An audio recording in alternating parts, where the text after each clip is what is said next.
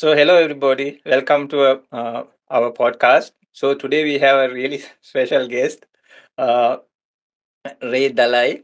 So, Ray, thank you so much, and thank you for participating. It's a great pleasure. And I'm Sanjivana or Sanjeev. We do many podcasts like this, and we find very special guests who are very patient and so nice, and in their life journey and everything. So they have tons of experience to share. We had couple of discussions also before, and actually we had a podcast also, but something happened with the recording, and she was so kind and generous to participate again even. So, Ray, thank you so much. Ray is a ceramic artist, and she has a beautiful talent and very specialized in a specific topic, or like helping people through pain. So we'll talk about that. So we welcome you all, as well as our very special guest, Rae Delai. So Ray, would you please like to introduce yourself, and then we'll go deeper into your life, which you shared. But again, we would love to have it as a recording. We'll have many recordings today. So please give us a small, how to say, like a brief description about or how to say introduction about you. Mhm. Yeah, sure. So, as you said, my name's Ray. I live in a small rural town in far north Queensland, Australia. Uh-huh. So, I've actually born in this town about a kilometre away from where I'm sitting, and I didn't always live here. I went away in my early 20s for 20 years, but Uh-huh. I've come home because this is, in fact, the best place in the world. But don't tell anybody. They'll come and see your artwork and everything, right? Yeah. So where I'm sitting right now, my current profession is I'm a professional potter or a ceramic artist. Uh-huh. Same thing, whatever. Yeah. But I specialise in making pottery for the funeral industry. So things like cremation urns and angels and ceramic flowers that go on graves. Yeah, and that sort of thing. So, because I'm in my life, I've spent 30 odd years in the nursing profession. So, the idea of death and dying is very natural for me, and I don't have any dramas about that, and I'm very comfortable with people in all stages of grief. Mhm. Yeah, so I like to put that talent to good use. Yeah, so yeah, very natural for me. And I found that there are very few potters in the world that are Mhm. comfortable with making that sort of item. Yeah, because I got into it because my aunt wanted to be cremated, and Uh-huh. she asked me to make an urn for her, and I didn't think I'd be able to because I was such a beginner. And when I did some research, there was no one that would be happy to do it. I was just really amazed. And the other reason I went into it is because most potters are production potters where they can make 20 cups in 5 minutes. And Mhm. but I can't make two things the same to save myself. Uh-huh. Uh-huh. I'd never be able to make a dinner set. So I play to Uh-huh. my strengths, and because every urn is different and Different, special. special. And yeah, so it plays to my strengths. Uh-huh. Yeah. So that's what I'm doing at the moment. And my other, I do have another income stream where I'm a full-time share trader as Mhm. well. So that is where I earn most of my income, but it frees me up to be able to do what I really love, and that's to make pots. Pottery. Uh-huh. Yeah. Oh, wonderful. And you specialize in a place where people don't really like try to touch upon. Like, so these are places where people feel the grief the most, right? Yes. When their loved Yes. ones, even in when our one of our pets pass away. So actually, we have a elderly cat now. She's like 15 years old. So everybody's worried, and so they try to make her life the best we can. So everybody even lets everything that she was not allowed before, like, but she throws up and does stuff also, and but like everybody allows her to do all the things. She Yeah. really likes, no? You be anywhere you want, any place, anytime. So, because we don't know, no, like when it's most valuable, and and then the time that is the time like when you miss them the most. Mhm. So you try to fill in that gap and try to help people, which many people don't like to even talk about, right? Yes, that's right. Yeah, it's very difficult. So there are three main types of people that I help. So the first group they are dealing with a death right now. So Uh-huh. they need to get through the things they have to do. They have to plan the funeral. They have to follow their loved ones' wishes as best they can. Mhm. And they just want something now. They want something that represents their loved one in a special way. They don't want a mass produced cold metal urn. Mhm. So they come to me. They're often in shock, especially if the death is not expected. Yeah, so they can hardly think straight at all. So I have to just be very careful in guiding them and figuring out what they need. Mhm. And then I just give them a small selection to choose from Mhm. because it's too overwhelming to talk about 50 different colours or shapes. I just go, right, pick from here, and they can do that. And they very often will go, that one. That way. They take one look and they go, that urn, decisions made, and Mhm. we get that off to the funeral parlour for them, and then it's done. Their Mhm. ashes are dealt with because it's very confronting to bring a loved one home in an ugly plastic box, which Mhm. is what the funeral. If you're not ready, that's what you have to take home, and I did that myself when my aunt was cremated, and I knew what the box was going to look like. I knew how heavy it would be. I knew, and I had the urn at home ready, and I still found it really hard to take it home in this awful, awful plastic container. So yeah, I Mhm. try and educate people not to get themselves in that situation. So Uh, that's the first type. So I'm, uh-huh. I'm at my best with those people. Uh-huh. They're The very raw. other two types, please. Yeah, yeah. So that's the first type. And then there are three types. The next type is they've got the ashes at home. Sometimes they've had the ashes for years, Yes. sitting in a cupboard because they weren't sure what to do or they weren't ready to face it. Uh-huh. And then eventually they'll come to me and go, right, I need something really special for my loved one. Often a baby. I've recently did an urn for a baby who died Wow. 15 years ago. It took Mhm. the family 15 years to be ready to find that baby's final resting place. Yes, And it yes, took yes. us 6 months to go through the process to get Process. to Wow. design and make the perfect urn for that little baby. Mhm. It was such a beautiful journey. And they loved the urn when it was finished and they had it in their hands. Wow. Yeah, so that was wonderful. That's the second type. And then the third type are people that are planning for their own death. Oh. So they're a whole different ball game. They often want way out earns, really different things. Uh-huh. Yeah, so they want dragons on theirs or Uh-huh. gold cats or shaped like a pyramid or something really Uh-huh. odd. And they're trying to take that burden away from their family. So Family. their family doesn't have to do that for them. And they Uh-huh. proudly put their urn on the shelf, Shelf. often with their name on it, ready for Uh-huh. when they pass. Oh, that's Yeah. a very positive thing, no? And it stops the family also from grieving for a long time, no? It helps, yes, Yeah, yes. yeah. Yeah, please tell your family what you would like because Mm-hmm. when they're trying to guess, they're paralyzed by indecision when they don't know what you really want. Mm-hmm. Yeah, so So tell them you true. want it sprinkled under a tree or my Mm-hmm. aunt, my auntie mate, she said, make me an urn, put my ashes in it and throw me off the top of a mountain. Okay. Uh-huh. So that was my first urn.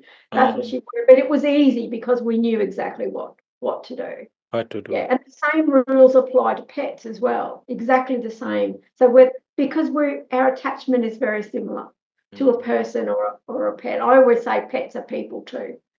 Yeah. Yeah, yeah, yeah. And it's Mate, three. wonderful, like what you do, because yeah, it's like not only pottery, right? It's like psychology, counseling, healing, all in one, no?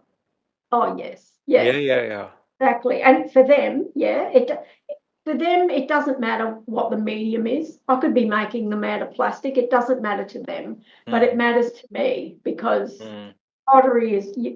you're making things out of clay, out of soil, out of dirt. So it keeps me centered and it's most enjoyable for me. And you can pretty much get clay to do whatever you want, all sorts Mhm. of different shapes. And yeah, there's a lot Mhm. of scope. Oh, So wonderful. that's good for my mental health. So yeah, so I'm able to help them, but I also fill up my soul. So I'm never Mhm. tired from my work. I'm always fulfilled. Yeah. Uh-huh. And yeah, I remember like there was one time, Ray, like there was a person who did a recording before he passed away, and he actually insisted like to put it in his coffin. So when the people were like looking down, he was joking. And hey guys, what are you looking at? Like, and he was joking actually. And he that was one of his last requests. And Yeah. so everybody was not actually crying; they were laughing Yes. because it was him, no, like talking, and he was joking like, "Oh, hey, you guys up there," like that. He was talking, so in a way, like he left a very nice sense of energy also in this form for them not to grieve over him, no, or miss him or like that. They will, but there was like when a casket is put down into the earth. That's a time where you feel it, a lot. So Yes. at that time, if you can make people happy, happy means in the sense like not grief. That is a Mm. and yeah, and what you do is also magnificent. I saw even for like a beautiful like a Labrador, right? Uh, Yes. or a retriever. Yeah, you made a nice, beautiful urn, and with the dog and the shape, no, the pet. Yep. Yeah, yeah. So you do custom made very specifically ones also, Yeah. right? I do, yes. So I've got a whole range of urns that are ready to go for those people who just want to get one now, get the funeral done, put it behind them, and Mm-hmm. then custom ones to suit particular people, which I cannot even guess what they will want. Mm-hmm. Yes, I've got a bunch of custom orders now. Yeah, so Mm-hmm. somebody wants a bastet like that cat behind me, but on a Mm-hmm. small urn for their cat, for their 18-year-old cat. Mm-hmm. Then they want it to go into an urn with an Egyptian goddess on the front. Wow. Yeah, and I've made urns shaped like teapots because the little girl that passed away, she died from anorexia. So it was a very long, terrible process, and she didn't win her battle. But she loved to have a cup of tea with her family. So they Wow. had an urn shaped like a teapot for her. So yeah, Uh-huh. yeah. So Okay. they're always a celebration of life, those types of Sure, sure. yeah, so when they look at the teapot and they remember their daughter in a beautiful way. Yeah, Mm. and that's a great comfort to me and to them. Yeah, Yeah, in many traditions it says like never grieve over the person because the energy is very negative, and especially in their deathbed, never, never, ever do that. no, Always try to remember the good times and then good things they have done. And in some ancient cultures, they have like even a book they call the Book of Merit. So when they were alive, they start writing what they did. I helped this person. I did this donation. I no, I feed animals every day. Anything, just write it down. And so they used to go to this person, and in the last moments, they would read it for that person. So that is yeah, wonderful, right? Without crying over, oh, how are we going to live without you, and all these things. Uh, yeah, that is much, much more positive and mm, very wholesome, no? And even the person, like, their mind can shift into like a very sad state if you start all crying around. So, and they say like we should think of the time that uh, of life, no, and the time that we all did nice things together. So, yes, like that, uh, uh, a remembrance of a pet or definitely a human being in a very positive and a joyous way. yeah, That even for afterlife, that energy can be transmitted, and it helps them also. yes, Yeah, yeah, yeah, yeah. It's exactly, wonderful. yeah, yeah. Mm. Uh, And it's awful to see people stuck in grief when they can't move mm, on. That's heartbreaking. And it's good for me when they come to me at that stage, and the customer and then can often bump them and set them free from that terrible pattern. Yeah, mhm. yeah. It's Okay. So last time you mentioned about a beautiful childhood you had. So Yeah. please, if you are okay with it, can you please tell, Of because the new generation they don't have much of that. Even us, like we had, but we were more close to a city place, so mm, we didn't properly get a chance to swim even. But when we were like coming after school and we used to jump on puddles and get the chance or do whatever possible or climb yeah. trees and all this stuff. But it was limited. But nowadays, uh, later only we moved to like a more close to a village kind of environment. But Mm, nowadays it seems even worse, because children, there are like children, like we discussed, like maybe just 10 minutes or 15 minutes out per whole day. They just get down from the vehicle, go to the school, come back into the vehicle, then come back home, and they are in this virtual reality and all these things, so stuck in there, so nothing actually natural, as well as you can say normal even, no? So mm. please, I remember, can you please bring us back to that those moments? I will do my best because my childhood and background is the reason that I'm able to have such a perfect for me life now, where I'm completely free to do what I love in both my trading and my pottery is what I love, and I work my own hours, and it's just brilliant. But I was extremely lucky to be born here on the Atherton Tablelands. We're in a country setting, in a tiny little village called Kirai. I think there was probably 30 houses Mm-hmm. in the village. And my parents, who my dad's second generation Italian, so his father came out from Italy with his five brothers, yeah, came out to Australia, and they all started farm work together. And the eldest boy went back to Italy and ran the family business, which was the equivalent, Australian equivalent to a pub. So off he went home and he left the five younger ones here, and they worked on farms, and they saved up enough money to buy a farm for the eldest. And then they all worked together and saved up enough money to buy another farm for the next eldest, and down it went. And my grandfather had three trades. He was a gunsmith, a silversmith, and a motor mechanic.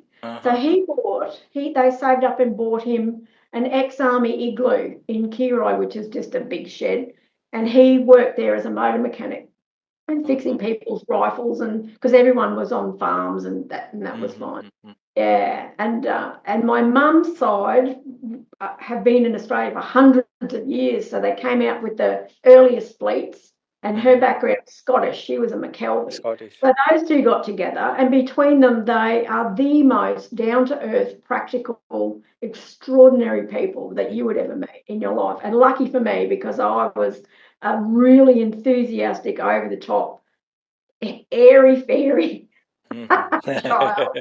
full of joy, and couldn't understand why there were any rules at all, really. Yeah, so they gave me a really good grounding. But we would do things like straight after school, we'd ride our bikes to and from school, but we would all meet up, the local children in the town, all different ages, and we would hop on our push bikes and we'd ride to the nearest swimming hole and we'd swim in the afternoon with no parental supervision whatsoever.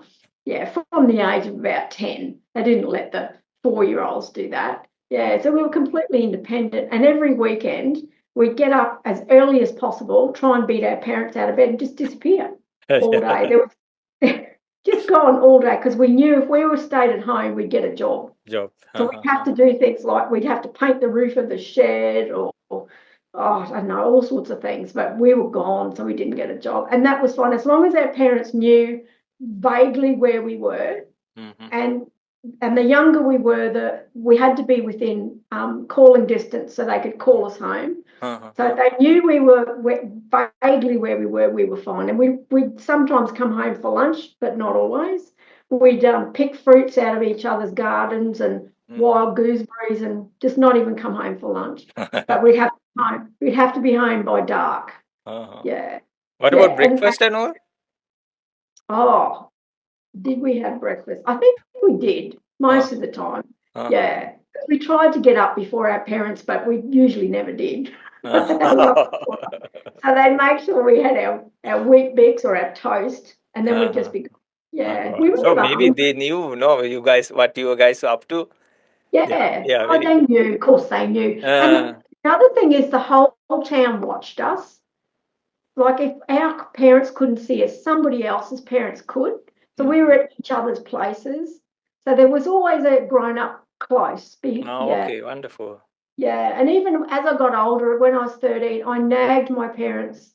I begged and begged for a pony. Please, Fun. and there's no horse riding in my family whatsoever, no Uh-huh. background. We knew nothing. So it took me that long to nag them till they finally got me a pony. Mhm. And we went to a horse auction and knowing nothing, we bought this awful thing who was only young, but I don't think he was even broken in. I used to get on this horse at 7 o'clock in the morning, disappear, and he'd inevitably throw me, buck me Right. off when I Uh-huh. was miles away from home, and then he'd run home. He'd go home without me, and somebody, a farmer, would find me and bring me home, so I Bring you. didn't have to walk miles and miles home. Yeah, Uh-huh. so that's Uh-huh. a kind of childhood that we had, and but a lot of us together. We were very rarely on our own. There was always Mhm. 3 or 4 of us kids together, so we get each other in and out of trouble. Yeah, and we'd only ever ask for help if it was someone got really hurt, which Right. wasn't very often. Uh-huh. Uh-huh. Very, very. Yeah, so it was good. It taught us resilience. It taught us to be problem solvers and rely on our own abilities. Yeah, it was really, really good grounding. Wonderful. Mhm. Mhm. Yeah. So people talk about nowadays like about security, right? So Mm. and the vulnerability of a child. So because there are things like that. So how do you all like escape those kind of scenario? Because those days they didn't even have like mobiles like now or internet just to take a quick video and quickly upload it or something or call maybe some hotline of a police or something. No. So how did you No, like escape all I, those things? we were terrified of strangers Okay. because we were in a small village. Everybody knew everybody, and we Everybody. never went near anyone we didn't know. Okay. And we were never left on our own. There was always Somebody. 2 or 3 of us kids together. Kids. Yeah. So we keep each other, and no one ever approached us. I don't remember anybody. You Mm-hmm. have the occasional lost tourist that would ask us for directions. Directions. Yeah, but yeah, no, none of us ever got into trouble until we were teenagers, and that was a bit different because Different. young girls and Mm-hmm. thing, and that happened in town when we got into trouble there when we started to go to dances and things. Uh-huh. So our parents tried to protect us by there was always parents at the dance, Mm-hmm. yeah, and they tried to keep an eye on us as best they could. But Mm-hmm. again, I didn't ever get into any really dangerous situations. Oh, and the other thing, Wonderful. they made us promise never to get into a car with a kid that had been drinking Mm-hmm. or or what we thought was a boy that couldn't drive. So anybody that did burnouts or any of that hooning stuff, they were terrible. You never got into those cars, and that saved most of our lives. There were a Uh-huh. couple of Uh-huh. kids that did get hurt in car accidents, Right. but I was not one of those. Uh-huh. Well, yeah, that's Most one. of us were driving from when we could reach the pedals. So Mm-hmm. we all had really good motor vehicle skills by the time we were 15. Oh. I'll tell you a secret. I don't tell anybody. But everybody will know, right? No. Tell anybody. So my dad he took over my granddad's motor mechanic workshop. So we're Uh-huh. in Puro, which was about 5 kilometres away from Atherton, where the main, the spare parts shops were. At Mm-hmm. 15, he would ask me to drive into town, so illegally, in Okay. some old bomb to go and pick up a spare part. And I Uh-huh. would do that, stick to the back roads and just nip into Atherton. We only had a little bit of main road to go to this shop, pick up this part and come Uh, back. So I was Uh-huh. doing that at 15. Uh-huh. What did you Yeah. drive? What did I drive? The vehicle? Yeah, whatever Dad had in the Okay. work. Okay. Okay. Yeah, VW Beetle often. We Uh-huh. had those for a while because they're easy to drive and I could see over the steering wheel. Yeah. So, Uh-huh. yeah, and my brother too. My brother, who's younger than me, he was born to be a farmer. He just so most kids on the weekend would get on their bikes and go fishing, but he would somehow find a tractor to drive. Mm-hmm. So in the end, my parents bought some acreage 20 kilometres away, and he would get in a farm truck, put a tractor on the back, and at 15, he would drive that tractor to the farm all by himself, Yeah. unload it, put a plough on it, and plough the paddocks there. Yeah, so when both of us went in to get our driver's license, the police would look at us and go, "Oh, I thought you already had a license," because I'm driving. They'd say, "What do you need a license for?" And we'd say, "Car, tractor, motorbike," and they'd just write it out. We wouldn't even do Uh-huh. a test. It was Oh, just yeah. wonderful. Yeah. Uh-huh. That's one of the reasons I actually moved. I lived in Cairns, which is on the coast, about 100 Mhm. kilometres away, for 20 years. I came home when my child was 3 because I wanted him to grow up in the same environment. And at Mhm. 3, he should be learning how to drive. Mhm. Wow. Yeah, yeah. Yeah, because I Uh-huh. wanted him to have those skills. Because as a nurse, I learnt that most young men, their most dangerous time in their life was when they were 18 and they first got their driver's license.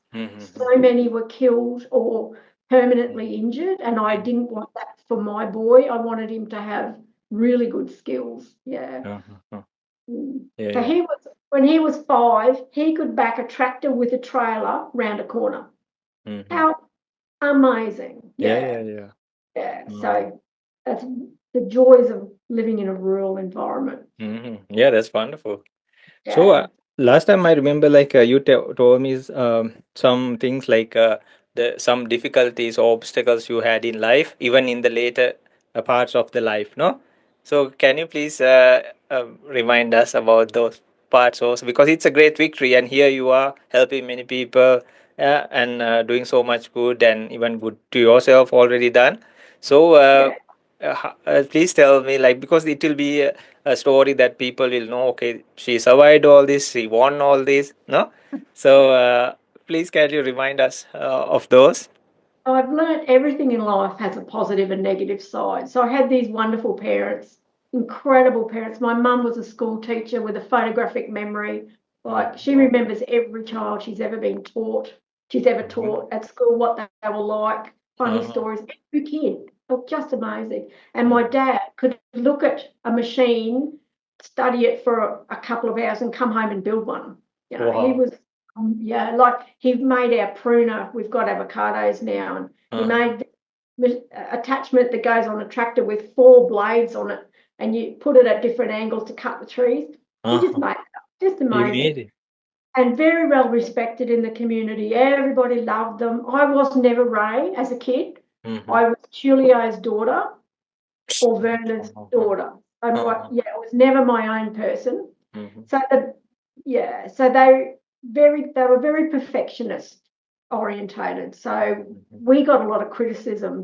If we did something wrong, we knew about it straight away, which is Mm-hmm. great. But I picked up the belief that I wasn't worthy, that I Very. wasn't good enough. So that set me up for a lot of difficulties. So most of my problems came from that, being not good enough. And for example, my mum decided that I was good at biology at school. And so she gave me a list of possible professions for me. So speech therapist, physio, or Mm-hmm. dentist.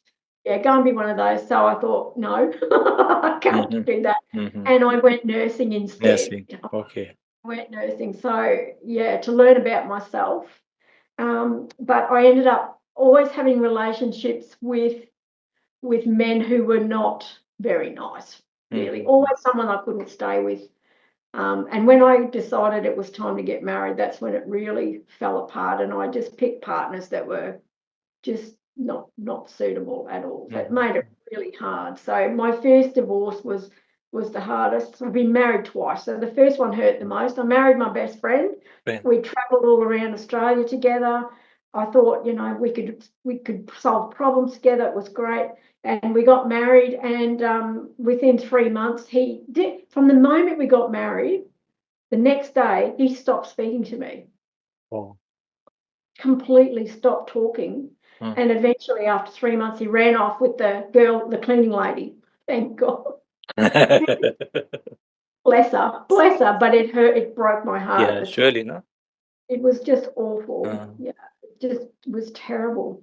And while I was in grieving over that marriage and the lack, because I was ready to have kids, I was 27. Mm-hmm.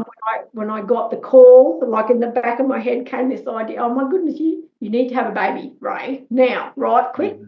have a baby. So I picked my best friend to marry. He ran off with the cleaning lady. I was devastated. Mm-hmm. And then, as happens a lot, when you are in a low place, the person that comes along, takes Mm-hmm. advantage of Mm-hmm. that. So I then got married to someone who was quite abusive, Yes. um, very abusive. So, and he had two beautiful um, children Children. already. So I went from having no kids at all and a broken heart to two children, two Mm-hmm. step kids, and being pregnant with my own son, and then all the abusive stuff came out.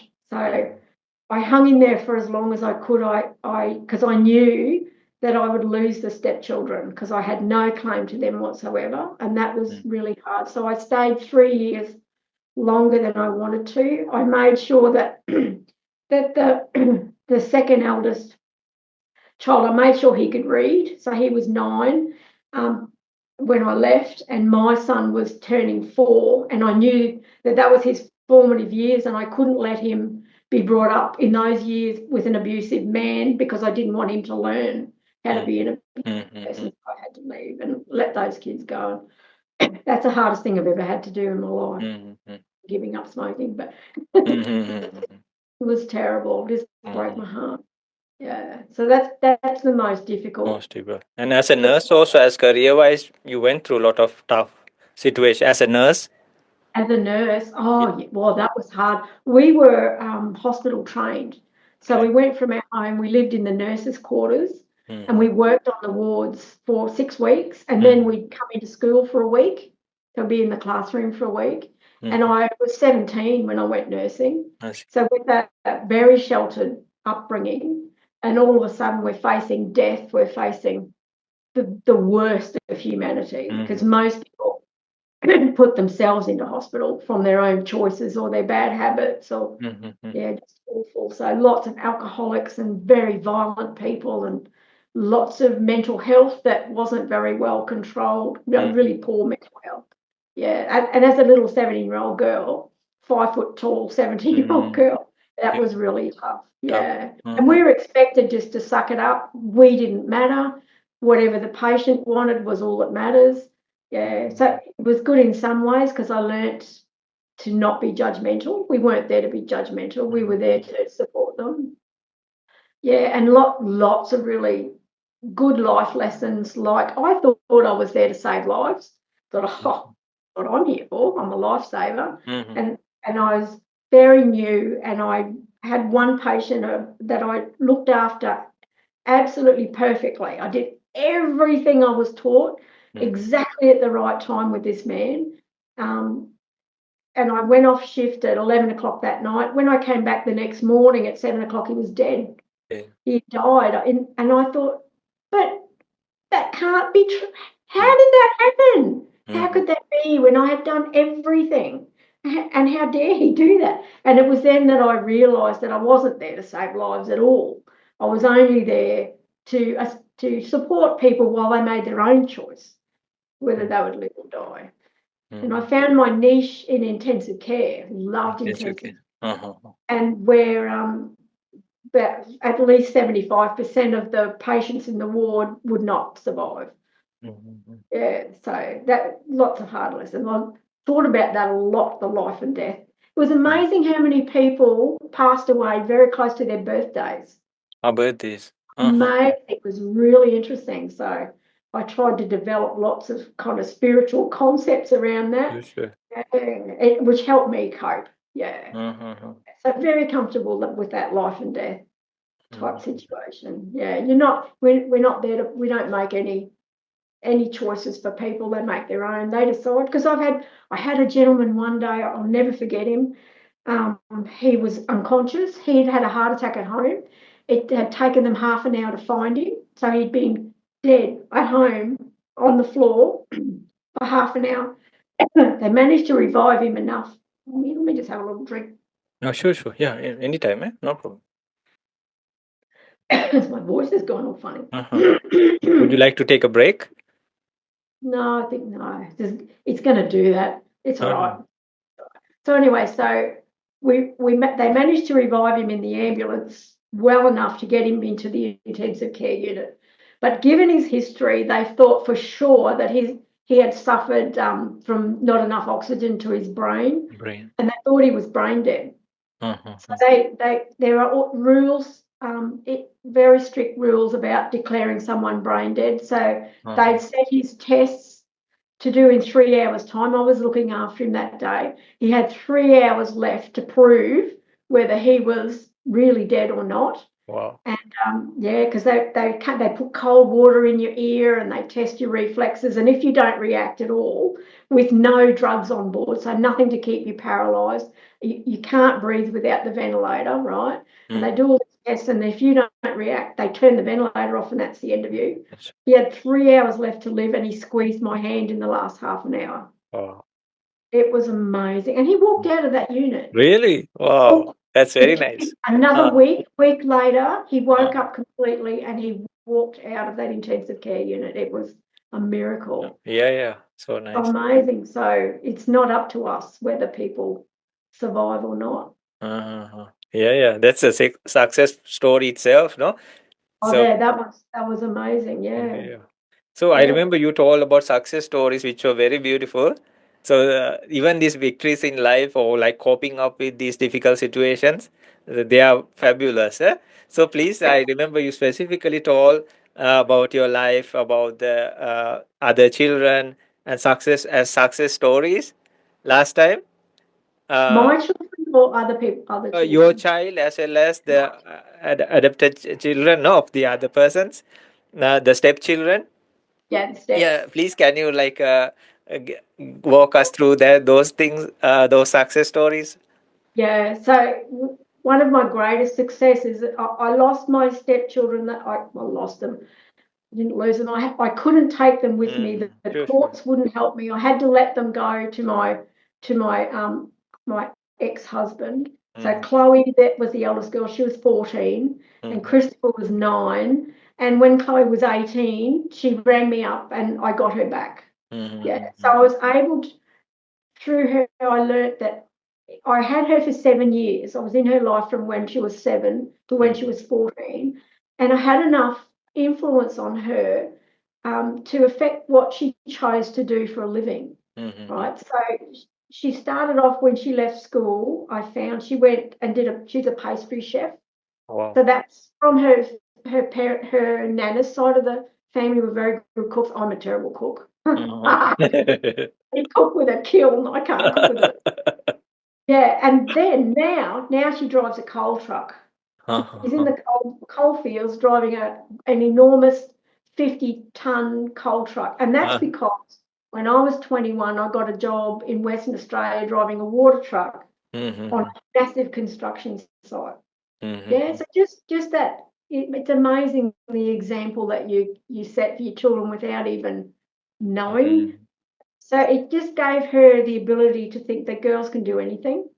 And then if I could, she calls me mum. If mum Mm-hmm. could drive a truck at 21 on the Burrup Peninsula, which had like 4,000 blokes Mm-hmm. and about probably 40 women on the whole Mm-hmm. construction site, and I was one on a Mm-hmm. machine. Yeah. So she did that. And Christopher, who was just the sweetest little boy, the most beautiful little Mm-hmm. boy, big blue eyes, eyelashes about this long, just stunning. They used to call me Mrs. Delmanso of the beautiful children. All three of them, my natural child, Uh-huh. which was the first, of course, were just so pretty, beautiful children. Mm-hmm. Mm-hmm. Christopher is now a sheet metal worker, and he Mm-hmm. does welding with aluminium and constructing things made out of metal. He's just world class. He's just Mm-hmm. extraordinary. He builds his own designs. He makes things like bull bars and trays for trucks with custom drawers and all the Mm-hmm. fancy things. He's just world renowned. So he's just, and he's a brilliant at English. So staying there to make sure he could read was one of the best things I could do for him. He's 30 now, and he's coming to visit me Oh, in a couple wonderful. of weeks because he just Ah. wants to be with me. I'm just so lucky, so Mm-hmm. lucky to have lost him at 9 and have gotten him back as an Mm-hmm. adult. That's Extraordinary. beautiful. And my little guy, so my Mm-hmm. natural biological child was the child from hell, really. So the second he was born, I fell in love with him. Mm-hmm. I've read about unconditional love, as you do in spiritual books, and Mm-hmm. oh yeah, righto. I think I love my dog, but you don't know what unconditional love is until you have a baby. It was Uh-huh. instant, just magical. I just couldn't have loved anything more than I loved him. He was just wonderful, and he was one of those babies that did not stop crying until he Mm-hmm. was 3. He was so hard, and because was very colicky, he always had a tummy ache. Mm-hmm. And in his at the end of primary school, he just started high school. He developed Crohn's disease, Mm-hmm. so he's extremely sick. And I could not convince him that he was sick. He was terrible, and he also had to see his father every second weekend. And his father was absolutely awful. He was terrible, just awful. He used to say terrible things about me and about my family. And my poor child was being torn in half all the time. And I'm sure that contributed to his Crohn's disease, which is, of course, an autoimmune disorder Mm-hmm. that you create it within your own body. Yeah, so he almost died. Oh, really? It took me 6 months to get him diagnosed. It was really difficult, and he just hated my guts. He'd tell me I was the worst mother in the world. It was just terrible. And all of a sudden, when he was 17, he told his father that he never wanted to see him again. You're not my father. Mm-hmm. That's it. And we've kind of been grown to be best friends ever since. And he's the most extraordinary man. He's now 20, 25. He's all going to be 26 soon. Mm-hmm. I'm very proud. It's not quite the right word, but I'm really grateful, maybe, that I Mm-hmm. was able to leave him alone enough, not force my own beliefs onto him, but leave him alone enough for him to develop into the person he was meant to be. Mm-hmm. I think that's so important with kids that you don't push your own beliefs on them, your own what you think they True, should true. do, who you should be. Like even when I toilet trained him, I did not make a fuss about that at all. I just let him do it at his own pace. And he toilet trained at the same age as every other kid, Mm-hmm. no drama at all. And I tried to keep that going through his whole childhood. And now he's just amazing. He can see bullying and when people try and steal each other's energy when they Mm-hmm. play games to manipulate you, he can see that a mile away and he just calls it Oh. out. He's Mm-hmm. been able to do that since he was about 12. 12. Uh-huh. Yeah, but he will call it out. He will say, "You bullying me." Yeah. Mm-hmm. He went to school, he was unwell, he was 13. His first week of school, he was there with the grade 12s. There were the grade 8s, the new Mm-hmm. babies, and the big kids. And there's often a lot of bullying, especially with the boys who are little, because he was a tiny, short, little, scrawny little kid. And I was really worried that he'd get picked on. And by the end of the first week, they'd Mm-hmm. nicknamed him Chuck Norris. Uh-huh. They just called him Chuck Norris. Chakra. And I said to him one day, "How come they call you Chuck Norris?" And they said, "Well, they kept asking me my name, and I told them Chuck Norris, and it stuck." Yeah. So his superpower is, when you have an argument, a conflict with someone, and then Mm-hmm. 2 days later you think of what you should have said. Sin. He doesn't have the 2 days delay. He knows immediately, and Mm-hmm. it's always assertive. So when you're assertive, it's a win-win for both sides. He's Mm-hmm. naturally Natural. do that. Uh-huh. Just most beautiful. I'm so proud of him. Mm-hmm. So proud. He's nothing like anybody. He's not like his father. He's not like me. He's Mm-hmm. got a bit of my mother's father's cheekiness. So he's a real Uh-huh. practical joker. Like, He's uh-huh. got that gene, but otherwise he's his own person. Yeah, it's just miraculous. Just if you just leave your kids alone, let them pick their way Mm-hmm. through life. Big their way Yeah, through. Uh-huh. yeah, just And I remember incredible. in the another podcast with Craig when we were doing, you told Yep. like he used to like kind of like tell you, like you are the worst mom, and Oh yeah. please tell like how you reacted to it. It's beautiful. Oh, okay. So that was the best thing I ever did. Was my mission in life. I learned really quickly as a baby nurse when everyone was trying to bully you. I learned that we've all got buttons to be Mm-hmm. pressed, and I made it my life's purpose to identify the button and get rid of it. So that Mm-hmm. next time someone had a go at me, there was not, I didn't hurt. There was no emotional response. Yeah, so I did that with Loris. That was my secret. So when he was telling me I was the worst mother in the world, I just didn't take that personally at all. And I Mm-hmm. would say to him, well, I think you're the best son that's ever been born. He said, Mm-hmm. I hate you. And I'd just go, well, I love you. Wow. I love you totally. Yeah. And you never let you just don't let it affect you.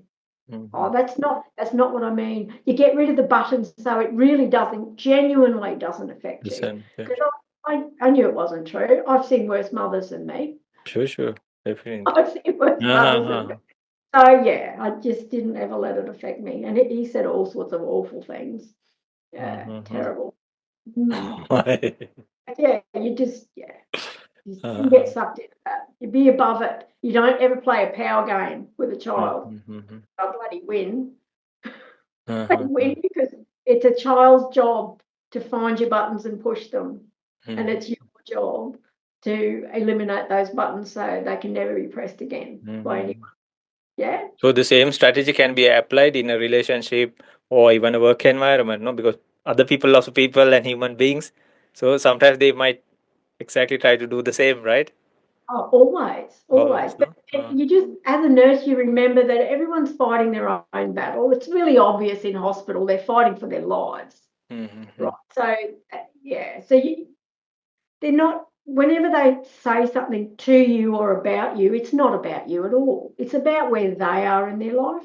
So there's Mm-hmm. absolutely no point in being sucked into what taking personally what they're saying because it's not about us at all. It's always Mm-hmm. about where yeah. Mm-hmm. Oh, wonderful. And there were more things like your success stories, right? Last when you were talking about. Yeah. So you want to know my success stories? Yeah, yeah, sure. Yes, My please. life? Okay. So my goodness. Um, so because my parents were one thing they were really good at was not imposing gender stereotypes. So if you were physically capable of doing something, then it was okay to do. Mm-hmm. So I learned to drive. I was driving a lawnmower, a ride-on mower at 4. I was Mm-hmm. driving a car at 5 and 6. Well, I couldn't Oh. touch the pedals, but I was steering. I was Uh-huh. driving on my own at 10. Mm-hmm. So that's good. So that allowed me to get that water truck job on the Burrup when I was 21. Once I Mm-hmm. was qualified as a nurse, I travelled all around Australia and just worked in different places. Different. Worked in Yes. Tennant Creek for 6 months. Worked in the Burrup. Yeah, it was really good. At 25, I went powerboat racing. Oh, yeah. Met this guy whose dream was to have a powerboat. He had an engine, and I had enough money to buy a boat. But So I bought the boat, he bought the engine, we put, and away we were. His name was Mick, and we called ourselves the Ramick race team. That was brilliant. So we loved that. What else? I did really well in my nursing career. I found myself a niche. I got very disillusioned with healthcare because as the bureaucracy got worse, it stopped being about health. Mm-hmm. So healthcare these days is about pharmacy and procedures Mm-hmm. and not much else. So there's no holistic, not Mm-hmm. a holistic approach. Mm-hmm. Um, so the patients, you you'd refer to them as the appendix in bed 2 or the stroke in bed 6, which is not it's not a reflection of who they really are. I got very disillusioned with that, but I managed to find myself a niche in nurse education. So I tried to influence the new nurses coming up, the new nurses coming into the hospital, and I tried to give them a safety focus. So all education, I believe, should have been tied with reports of accidents and hospital acquired Mm-hmm. accidents. So that's as high as I wanted to go because above that the bureaucracy was just too difficult. Yeah. So getting my stepkids back was the biggest. That Yes, was yeah. just wonderful, and my kids growing into being all three of them are great people. My eldest girl's got two little boys of her Wow. own. Uh-huh. Yeah, she's great. And then because I knew nursing was not my path anymore, I then studied to be a share trader. Mhm. Yeah, so I'll tell you how I got in. This is a cool story. I was 21 years old. I'm a baby nurse. I'd been nursing for 3 years. And I went into a lighting shop that sells, lamps and things. Mhm. And inside the shop, stuck to the ceiling, was the biggest chandelier I'd ever seen in my life. Mhm. So it was on the ceiling and it almost touched the floor. It was this far off the floor. Mhm. Just incredible. And I said to the shop girl, holy mackerel, who's going to buy that? And she said, I've just sold three of those to the Wow. one gentleman. Uh-huh. And I said, really? Three, right? Three of them. Yeah. And they cost $3,000 each, which Yes. back then Back in then, the no? 80s Uh-huh. was a lot, huge money. Sure, sure. My wage was about just over $100 a week. Mm-hmm. Yeah. Uh-huh. Yeah, $3,000, and he'd bought three of them. And I said, oh, he must be a really old businessman or something. She said, he's 23 years old. I said, what does he do for a living? And she said, he's a share trader. Uh-huh. I thought, oh, that's what I want to do. So it took me probably another 10 or so years Uh-huh. to find how to learn to be a share trader. So I got a diploma in share trading and investment, and Mhm. then I did an advanced diploma. And it took me probably 6 years to get through those studies part-time because I was working full-time as a Mhm. nurse. I had Loris at home, my son at home, who wasn't well. He had this Crohn's disease. It took years of looking after him to get him through that. So it took me 6 years. And then once I finished the course, the people that I did the course through asked me to work for them. So I worked from home for them, teaching other people for a year. Mhm. Yeah. So, thank goodness, because that really consolidated my learning. And then it took me another 4 or 5 years to accumulate enough funds, enough money to then leave the hospital completely, which I did in 2019. Mhm. Yes, now I can work as a full-time share trader, Mhm. which supports my pottery business. Yeah, So wonderful. Uh-huh. yeah, so while I was nursing and doing all that full time, I took up pottery as a work-life balance. So Mhm. the reason I got into that, every time Loris, my son, would go to his dad's for the weekend, he went twice a month. Every time he would go, I would buy a bonsai plant to fill Mm. the hole in my heart. I didn't even Uh-huh. realise that till I had 65 bonsai. Oh, 65. I Wow. My Mm. goodness. And I thought these bonsai pots are expensive. I'll learn how to make my own. Right. So I Mhm. went to pottery class, which I just loved. So I started that in 2009. 2009. 2009. And then about, I don't know, I stopped the hospital 2019. Yeah. So I started seriously making pottery about 2014, something like that, 2014. trying really hard, and I was absolutely diabolical at it. Mhm. It's Mhm. so hard.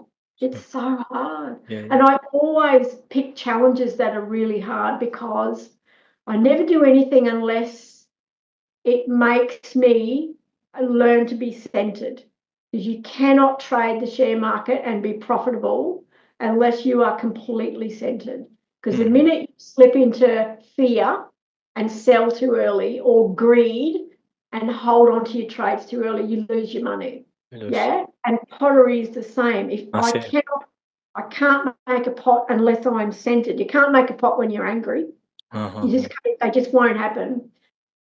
They just split, or you Mhm. just can't do it. So I did that very mindfully because Mhm. I'm a quality improvement maniac because of that not good enough belief that I've always had. Mhm. I'm never good enough, so I'm always trying to be better.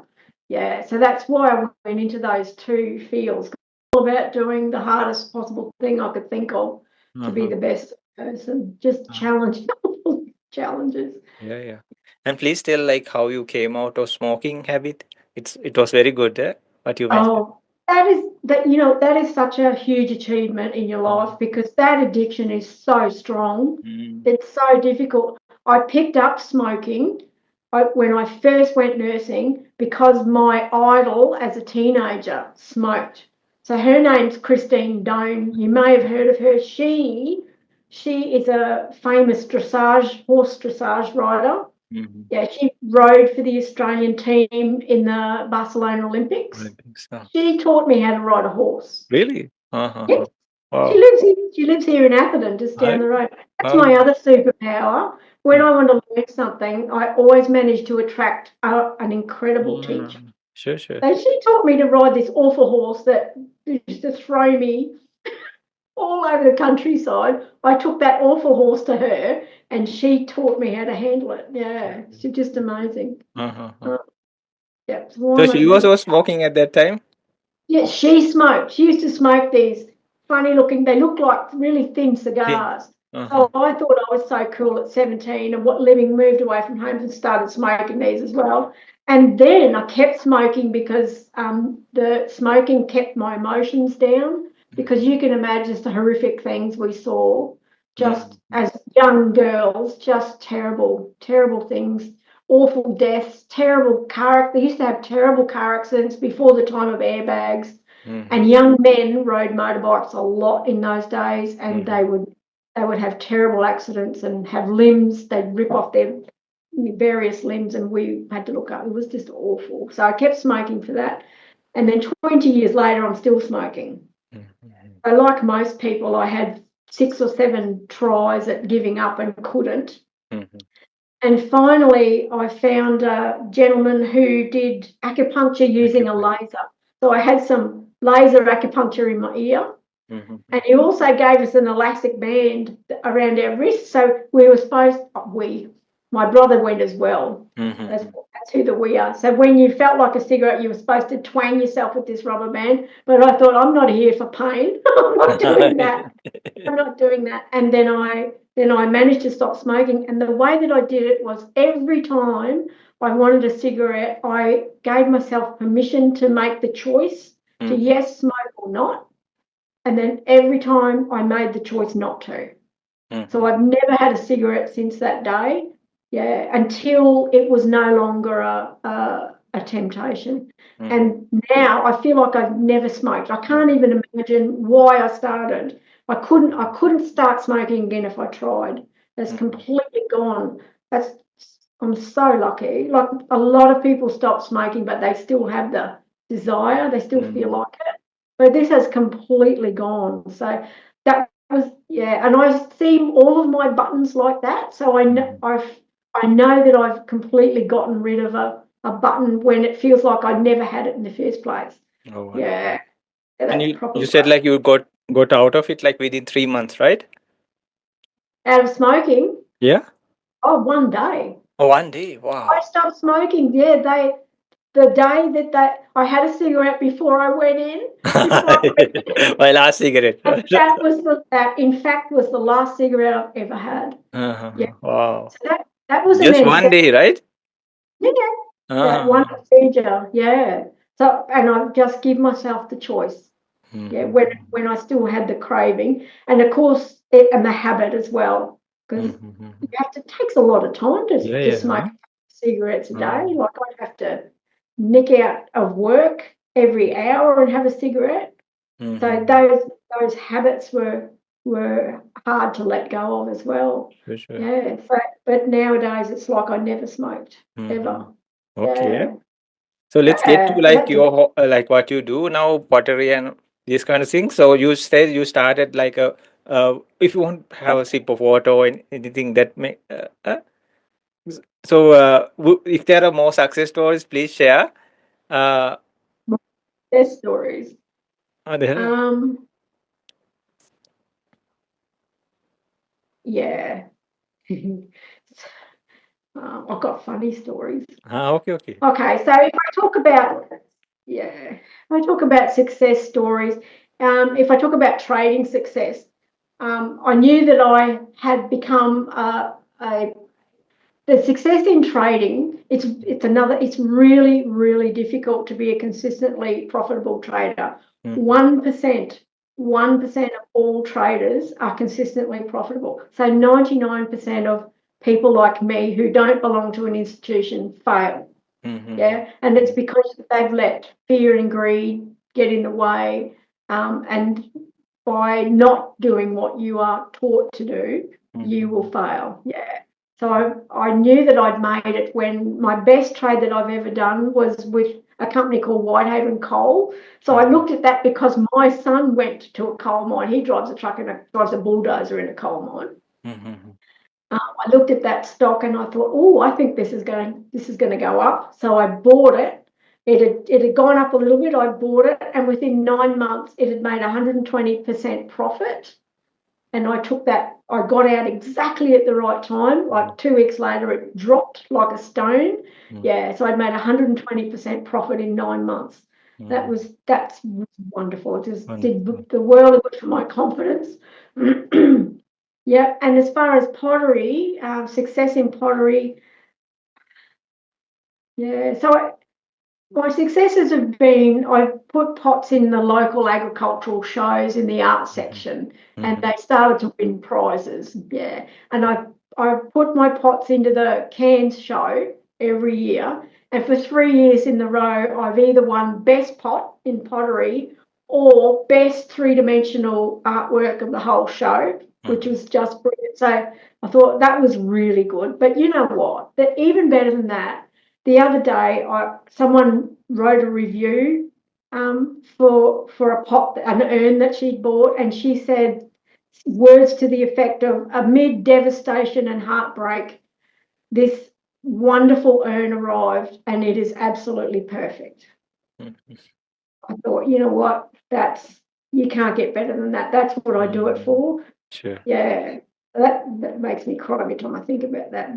That's success in my pottery trade. Okay. This year, finally, after 5 years of making nice pots, but then the difficulty then was learning how to sell them, because it's not like in the old days you just put an ad in the yellow pages or open a shop downtown and that's all you had to do. These days you have to be on Facebook, on Yeah. Instagram, Pinterest, LinkedIn, da-di-da. Yeah, so I had a website that nobody came to. What am I going to do? So I very luckily found a group in Queensland, near where I live, that taught you how to do what they call search engine optimization. So how to use the right keywords in your website so that when people type in "I want an urn," your website pops up. So I learned how to do that and got some more traffic to my website. And the other thing I did was I opened a store in Etsy. So Etsy's kind of like eBay, eBay where you can buy anything. Etsy is for handmade things. Yeah, so I have a shop there called Cloud 8 Workshop. Yeah, so when I make pottery, I'm on Cloud 9, but I use Cloud 8 because 8 is the Chinese numerology number for abundance and wealth. So I can't be on Cloud 9, I have to be making money. But it's also a sideways infinity sign because there's no limit to what you 8. can do with pottery. It's called Cloud 8 Workshop, and my website is called White Lily Urns. Yeah, We'll White surely Lily. put all these details in the post as well as Yeah, the video. Eh? yeah. Sure. Yeah. So, and now finally I'm starting to sell more pots. Oh, And I actually made a profit last year for the first time. The first time. And also all my kilns are now paid off, and all the glazes and everything else that I had to buy, they're all paid off, and I can now make something and sell it and keep a bit of money to buy food, which is really nice. Yeah, that's a huge success. Yeah. And just being in the zone, just being in that flow. So Craig the other day was talking about being in the flow, and all my best pots are made when I know what I'm going to do and I just start, and without thinking, it just kind of makes itself. That's the only way I can describe it. It's amazing, and yeah, he's right. being in the flow, and it just makes itself. When I try and make a second one, I can't do it. If I Mm-hmm. try and make one exactly like that one with the cat on it back there, Mm-hmm. no, can't do it. I have to think too much, and it takes you. You can't be in your head. It sort of comes from your heart. Mm-hmm. It's really amazing. And good trades are like that as well. You just have to be in the zone, very calm, like just Mm-hmm. the no emotions, no excitement, no sadness, no anger, just in that calm space. Mm-hmm. Yeah, it's just my favorite place to be, in that calm space. Okay. Yeah. Mm. So, mm. So this journey you started as a work life balance, but now here you are in this very profound stage, no? So Yes. if you ask like what led you towards this direction, like improving, because I heard like you had to get all these things and learn all these things, and then like you work with very high heat and a lot of things, no? And it's not easy, right? It's you can hurt yourself, and you have to have a lot of patience, like you say, like be in the No. zone. So it Okay. takes a lot of dedication, commitment, and calm of mind. Lot of things are involved, no? So Yes. what brought you along that path? Oh, Oh, just passion, uh-huh. raw passion. I am constantly amazed at what I will do to get a nice pot. Mm-hmm. I will do anything. I will do whatever it takes. I will dig clay out of the dirt with my bare hands. I'll spend all night, getting it ready to make a pot. I'll spend all night, and I often do spend all night with a gas kiln, adjusting the flame for. I've got one going tonight that's a 16-hour firing, and Mm-hmm. you just turn up the gas a little bit. Every 15 minutes, you read the temperature, you work out how fast it's getting hot, and you adjust, you drive it like a car. Uh-huh. Yeah. And I'll do that for 16 hours. I'll do that till 3 o'clock in the morning Mm-hmm. without thinking twice. Mm-hmm. Whatever it takes to get a good pot. I just constantly amaze myself what I would do to get a nice pot. Yeah, yeah. Yeah. So what you are alluding to is learning how to raku fire. So that's my favourite thing to do. It's really hard, and to make a pot using a raku firing technique. So it's a very abrupt technique. So you start off with this little round cat urn behind me is a raku pot. Mm-hmm. So you start off with dry mud, make it into a round ball, and put it through the kiln once, and it Mm-hmm. comes out and it's turned from mud to ceramic. Yeah, Uh-huh. so the chemical composition changes, so Changes. the crystals all align, and it becomes a hard form. Yeah. So Mm-hmm. once it's like that, I paint it with special glazes, and that white glaze is two minerals mixed together. Mm-hmm. That's all it is. Two minerals and a bit of water. And Mm-hmm. I use stencil, paint the white on there. And then I've got a kiln that's all it is a 44-gallon drum. Mm-hmm. Yeah. So I put the pot on a little stand about that high. Put the pot on the stand. In the side of the drum's a big hole. Put an enormous big gas burner, like a huge Bunsen burner in the side, and just light it up, turn it up full bore, and that brings that pot from room temperature to 1,000 degrees Oh, Celsius, which is Celsius. glowing red. Uh-huh. We do that in half an hour or Okay. less, about Uh-huh. half an hour. Yeah. And once it's glowing red, Mm-hmm. we lift the drum straight up in the air, and there's the pot glowing red. I put on welding Gloves. gloves Uh-huh. and have big long tongs, pick Mm-hmm. the pot up glowing red and move it into a steel container like a rubbish bin with some newspaper and sawdust, and it bursts into flames. It's got fire coming out Oh, everywhere. hot. You throw a bit more paper in there till you get a really roaring fire, and then once it's at its peak, you slam the lid on the tin, and what happens inside is the flames burn up all the oxygen, and then you get a chemical reaction with the glazes that you have on your pot. Yeah, Mm-hmm. and it's just so exciting, so dangerous, because you've got a hot burner sitting there where you can fall over. You've got these bricks and things that the pot was sitting on glowing red, and you've got this dirty great pot on the end of a stick putting it in. You've got flames in your face. You got the Yeah. chemicals that are burning. It smells terrible. Oh, it's just the best thing ever. It's so Mhm. exciting, and that you never know what you're going to get. You never know whether it's going to work or not. You have a Mhm. really high failure rate with pots breaking Uh-huh. because of the thermal shock, because things aren't made to go from zero to glowing. 1,000. Uh, Yeah, yeah, it's just so exciting. I get the most beautiful results. Yeah, mhm. and just giving nature that freedom to do what it wants. Mhm, mhm, Just mhm. brilliant. It's Most wonderful. beautiful you and wonderful you say this because uh, people can assume no they do mass production of things, they put it in a maybe a mold and create like so many copies of it or anything, no, and now they Yes, have 3D printers and all this kind of stuff also. But if yeah. somebody is really putting work like this, then people will know the value, and when they receive it also, they'll know how valuable and how much effort this person had put into Oh, yes, creating this masterpiece, no.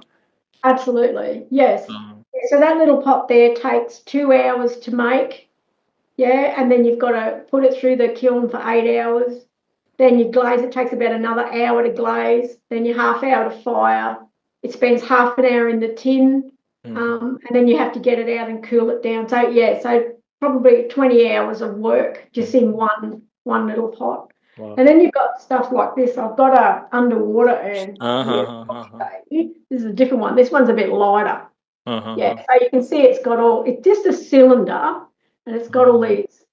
This is my invention. I invented these. uh-huh. I invented these because I had a school friend who died very young of cancer, and they sprinkled his ashes into the ocean. Mhm, And I had nowhere where I could go and sit and talk to him because mhm, we were very good friends. So I thought if his ashes were in one of these uh-huh. are meant to go, you lower them into the ocean, into the reef, Reap. you Uh-huh. dip them into a rock, Uh-huh. and they're really rough. So the coral will Corals grow can grow. on the pot. The little fish can live, Uh-huh. Beautiful. crabs can live inside, Uh, and it just becomes part of the part of environment. the. But I know where he is. I know exactly, and I Mhm. can snorkel down and see him. Yeah. Yeah. So, yeah, but this takes 12 hours of constant work just to get it together. Mhm, Yeah. mhm, mhm. Yeah. So see what I mean? I'll just do Yeah. anything. Yeah. I'll do Yeah. anything to get a beautiful pot. Yeah. So everything is like one time art piece, no? Piece of art. Yeah. I do use molds. I do use molds, but Mm-hmm. then I do my own like this Yeah, it's beautiful, huh? come out of a mold, but all the artwork is I could never do that again the same. Same. Uh-huh. In a And the way, that other is why one, it's so unique, also, right? yeah, but yeah. So I make urns for people who want something that's just for them, that can never be copied.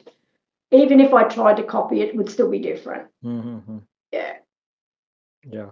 So I think most of the questions I had prepared, you already answered. Some were like, uh, what were the unforgettable experiences you had, and now what's the situation? So most of these, and how do you help people? All this time you were telling about how you help people, right? If there were yeah. some specific like unforgettable situations, would you like to share some of that? Yeah, all of my most unforgettable situations have been when I can communicate with people in their authentic self. Mm-hmm. Yeah, so that's why I talk to people in grief, because they're not playing games. They are who they truly are. That's my favorite thing in the world. Mm-hmm. And the other time I was able to do that is when I did my midwifery. So pregnant women. So I treat Okay. all pregnant women as if they were goddesses. Mm-hmm. No judgment. They're doing the most miraculous thing Sure. in the world. Yeah. So yeah, I always treat them as though they were goddesses, and that's so freeing for me. It's just Mm-hmm. wonderful. People will go, "You were so nice to her," even though she drinks too much or she takes drugs or Mm-hmm. she's smoking and she's pregnant. I don't care about that. Mm-hmm. I always try and talk to people's authentic selves, and that is a yeah, that's a joy. That's what I Mm-hmm. want to do with my life. Yeah. So you're kind of asking me what my ultimate goals are. Yeah, and for No, now, we're not like quite yet. just the Unforgettable last one, eh? experience. Like, so where would you like to take this further? Like what you're Yeah. doing now? Yeah, so my ultimate goal, I've got um, I would love to be able to pick up intuitively what earn to make. I kind of do this already, but I from out of the blue, from out of the ether, go, I need to make a green urn with a fish on it. And then a week after it's made, that person that correct person finds me. Mm-hmm. That so it's more of a spiritual meeting that, Mm-hmm. yeah, I'd love to do that more intuitively.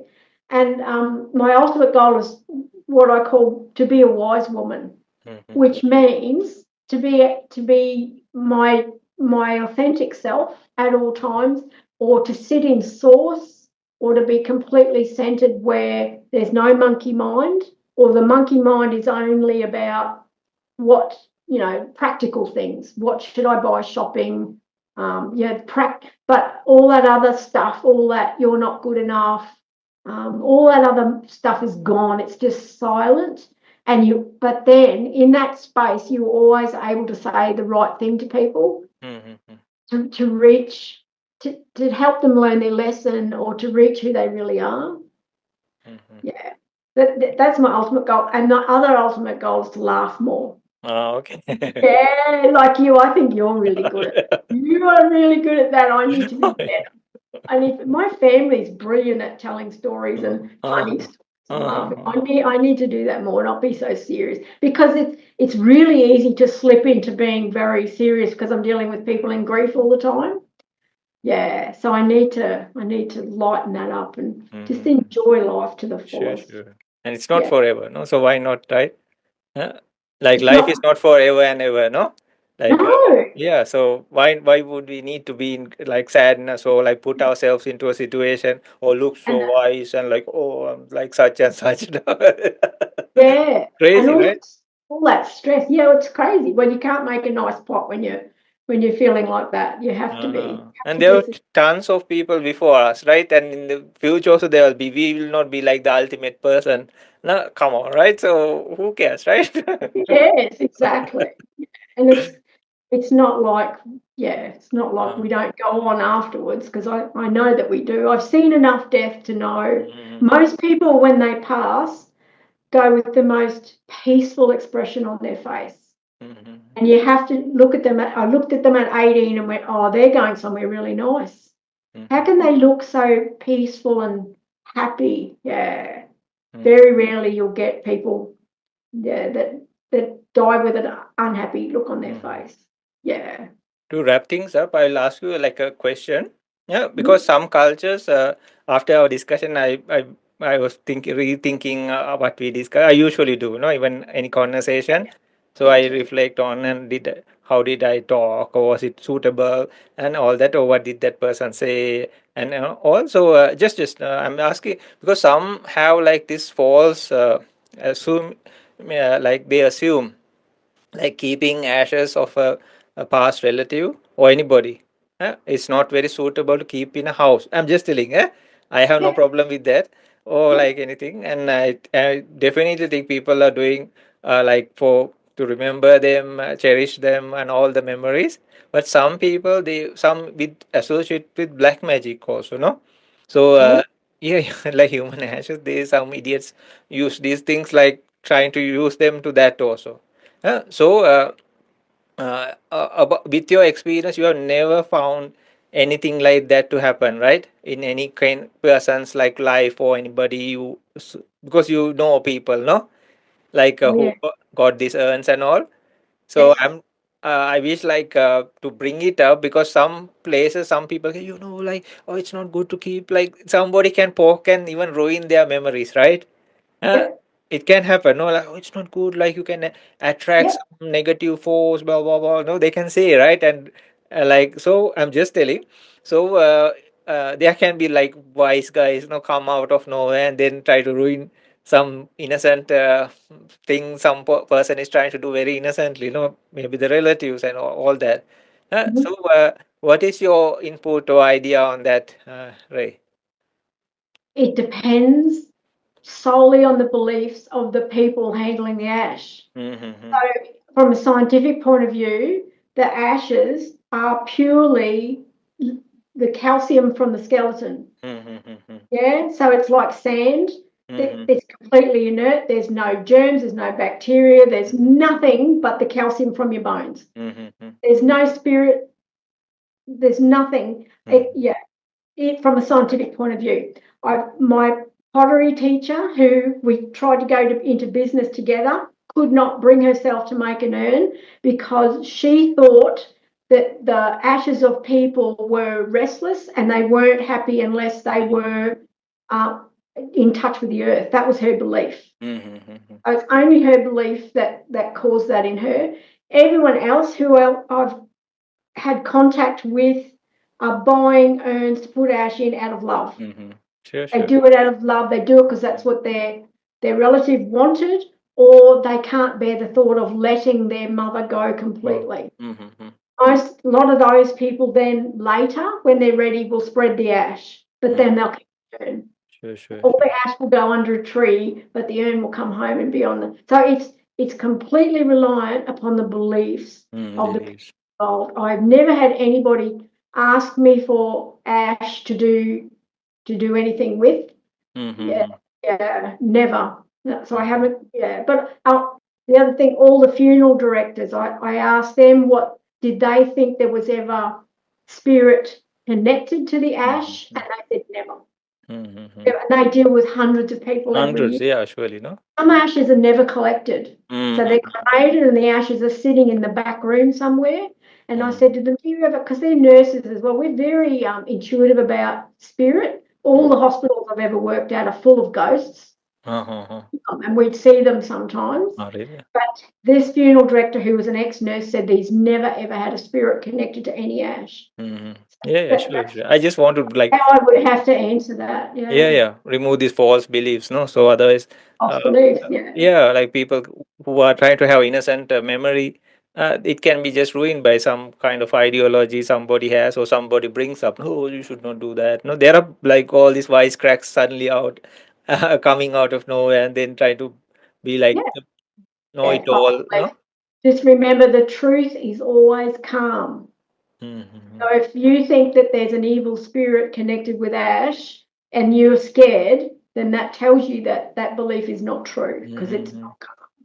That's how I see it. Yeah, I think Yeah, like even if you are really afraid or something and still you want to have it, you can use something like put like, according to your religious belief or something. Say like you have this like kind of phobia or something, no? Uh, yep, then you can do some religious practice or something like that. For example, use some holy water or something like that to like cleanse it or no do anything what you feel more comfortable.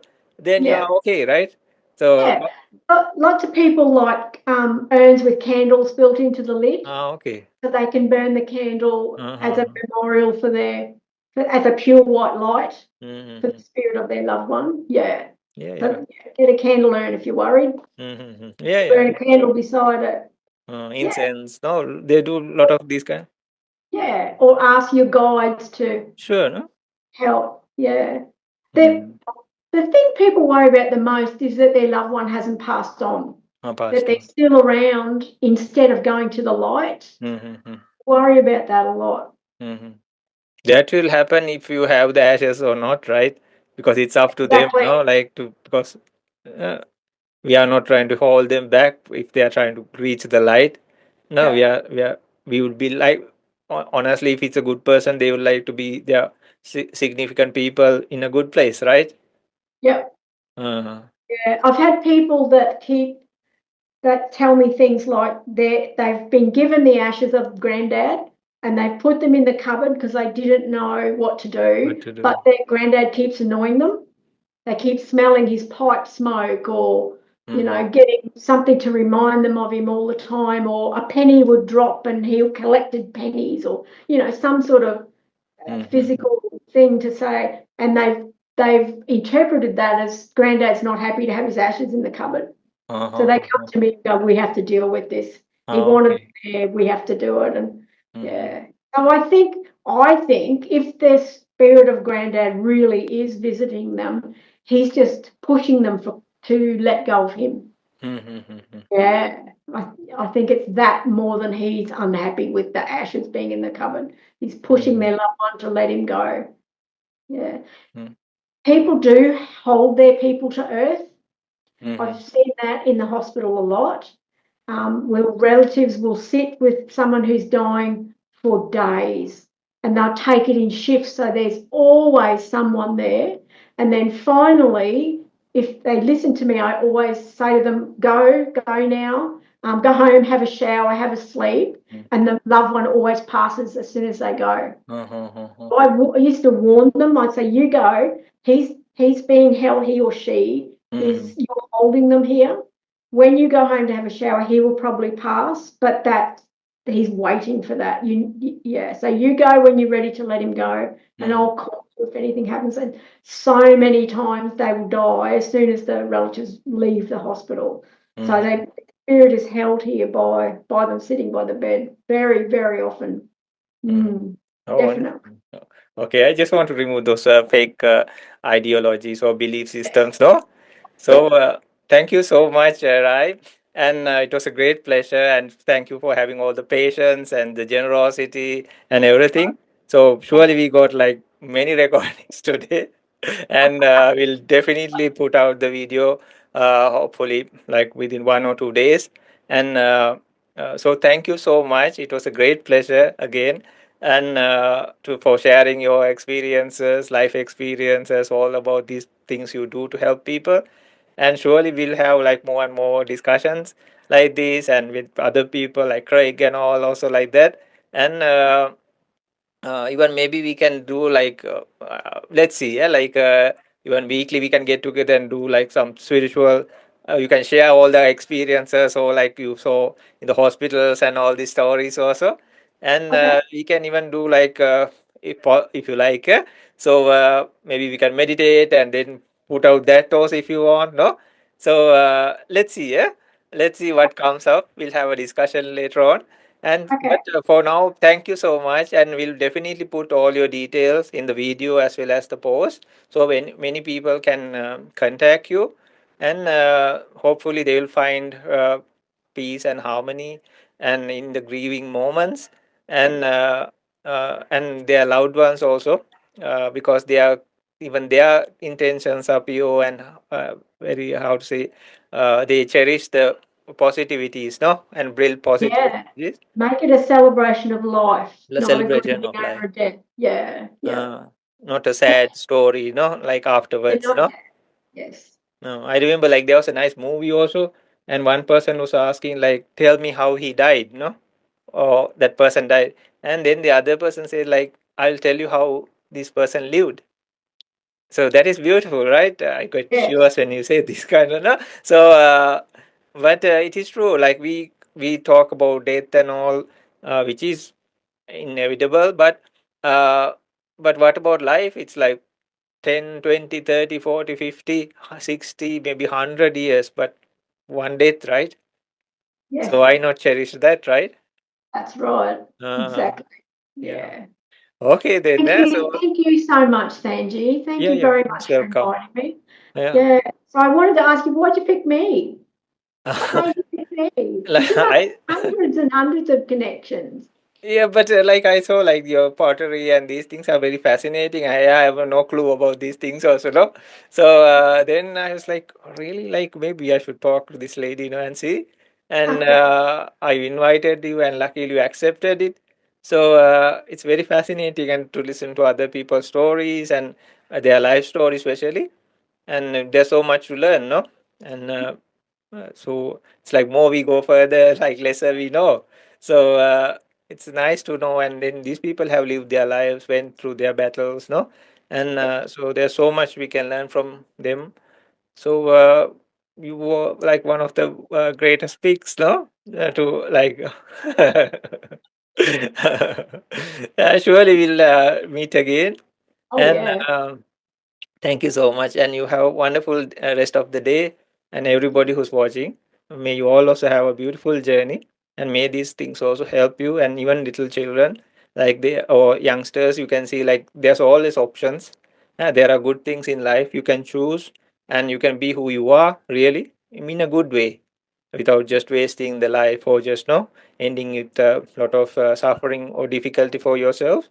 But there's always plenty of option than what we see on social media or all this stuff, and there you can live raise children, no, and what they choose in life, and everybody has so much capacity, so Mm. you can do artwork, anything you prefer.